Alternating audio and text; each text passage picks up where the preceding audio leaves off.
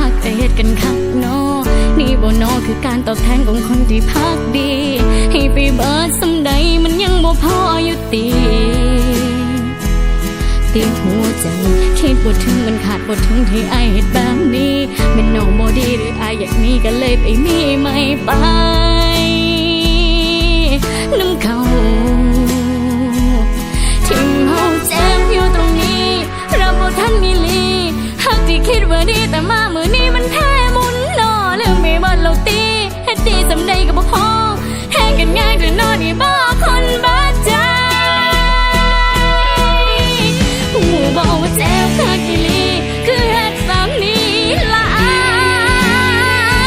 ยไปพาเขามายอมหัวใจแต่ยามได้จนเมื่อยหมด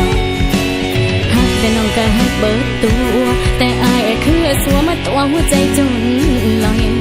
นี่แต่เช็ดน้ำตาที่ไหลค่อยๆบอกให้มันย้อยย้อนมาเจ็บ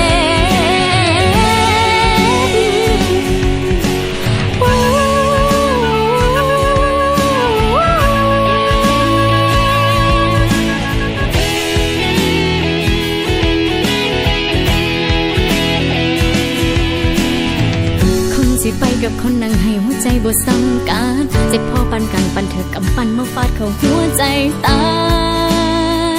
ยเจ็บหัวใจหากปันนี้ยังเฮ็ดจังสิปันเฮาบ่มีค่าเสียดายเวลาดูต้นน้ำตาที่มันต้องมาไหลหายคนสู้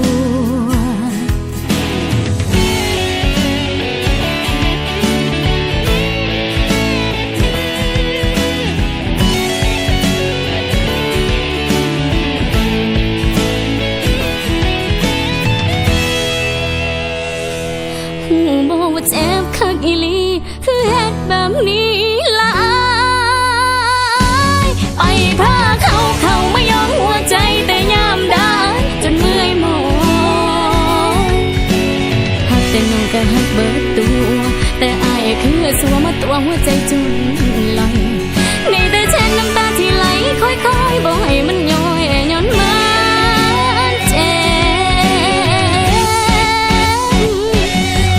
บอกว่าเจ็บคักอีหลีคือเฮ็ดแบบนี้ละไปพาเขามายอมหัวใจแต่ยามได้จนเมื่อยหมดหักแต่น้องก็หักเบิดตัว